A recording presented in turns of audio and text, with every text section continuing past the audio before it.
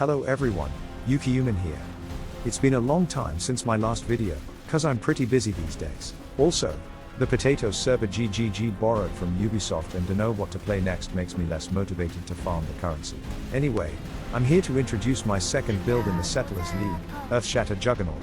For those build unicorn boys, yes, I did copy different ideas from various POB settings, and I mainly refer to the POB of Alkaiser, so check his video in the hardcore environment as well. I will discuss what I have changed and the reason behind it. Personally, I recommend people to play this as a league starter since the slam skills are performing pretty well with little resources, but you will need to press more buttons as the mana reservation is a critical issue to make everything automated. The first thing you might ask is, why would you choose Juggernaut but not Berserker?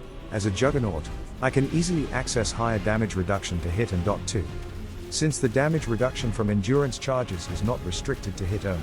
With unflinching, we don't need to path toward inexorable to generate endurance charges. Unstoppable is really good against some of the T17 map mods like Petrification Statue and Drowning Wall. Since we are using Echoes of Creation, Unbreakable provide us more armor to mitigate the self-damage, so that we can use all viable warcry to buff our slam damage. One point worth mentioning is that the minus armor from the Exarch altar is reducing the base value of the character's armor.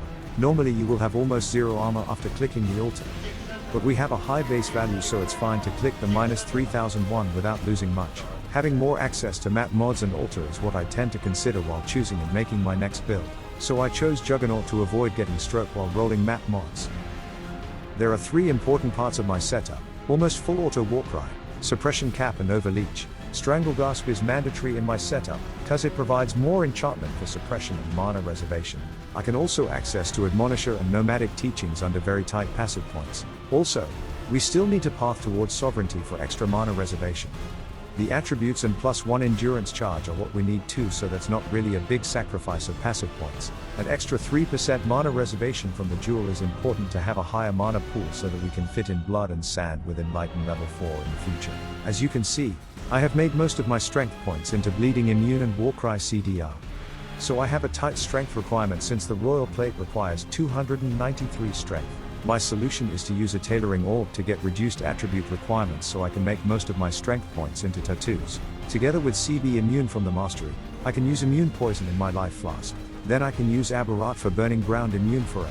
The extra warcry CDR also let me have a better coverage of the warcries.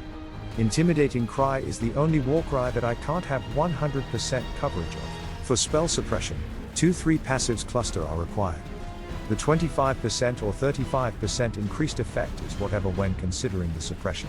However, 35% is preferred as we need the attributes and resistances from that. Together with the implicit from gloves and explicit from gloves and boots, we can reach a 100% chance to suppress spell damage. The reason why I want to have spell suppression is that more and more bosses and mods have resistance penetration. In the uber boss situation, suppression is not affected, so it's basically a consistent 50% damage reduction for a lot of boss skills. Elegant Form is my choice for the notable since it provides a 20% chance to avoid elemental ailments. With the shock avoidance from the Abyss Jewel and Storm Shroud, I can get a 100% chance to avoid elemental ailments. For the Overleech, I get that from Glorious Vanity Immortal Ambition from Awana. I also looked for resistance from the small passives since I can't use tattoos on those passives anyway. I want them to become more effective instead of increasing lightning damage from them.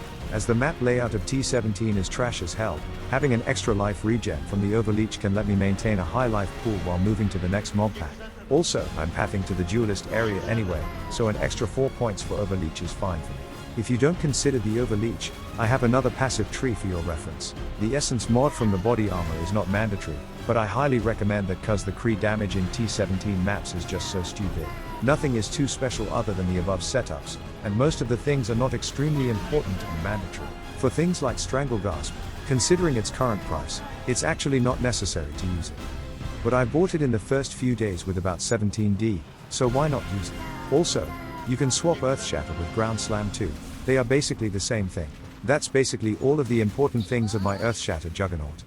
Again, I don't recommend swapping to this build at the end of the league, but league starting this is really good. After swapping to Earthshatter, I was farming Ritual and I have some personal thoughts for anyone who wanted to try that mechanic. I don't have detailed data, and I only farmed about 200 maps, so this might not be accurate information.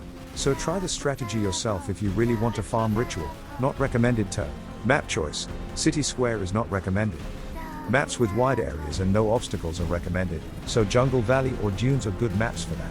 People might think that the 3 bosses from City Square can greatly increase the tribute you gain, but that's not that common in actual gameplay. On the contrary, a ritual in City Square will often spawn in the narrow passage that only grants you below 1k tribute. Those obstacles will also reduce the mobs spawned by the ritual, so City Square is not a good map for ritual in my opinion. For Scarab, 2 selectiveness are mandatory. People may argue that 1 abundance is enough, but from my experience, adding 2 of them will highly increase the high value items in the ritual. My theory is that adding the extra Scarab will squeeze out the lower value items. Also, adding 1 Scarab doesn't always able to increase the favors to full tab, so adding an extra abundance helps in those situations. Again, those are just theories. I don't recommend anyone doing ritual. The highest value I got from ritual is the perfect forest tiger, and that's it. Remember to defer everyone you want before the last reroll, since you might not have enough tributes to defer your mirror, who knows. If you don't have anything to buy, get all the ritual vessels, revise your filter to filter all the trash stacked divination cards, and use the apply filter on the bottom right corner of the tab. Always check the jewel on the left side, since it might have a good double corrupted implicit with nice explicit below. For the last Scarab, the Ritual Wisp Scarab is as stupid as your math grade, unless your build can stand there and clear every mob in the ritual. Otherwise, use any other stuff like Domination or Monstrous Lineage to increase the potential pack size of the ritual mobs. Always prepare the ritual vessel in the inventory so that you can store the ritual monsters and use them for improved favor. That's it about my thoughts on ritual. Won't be farming it anymore, at least in this league.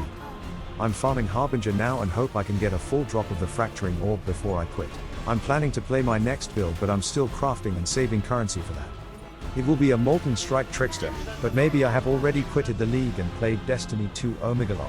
As always, comment if I missed anything or if you can think of any improvement for this build. Jump to the timestamp if you need specific gameplay footage. And most importantly,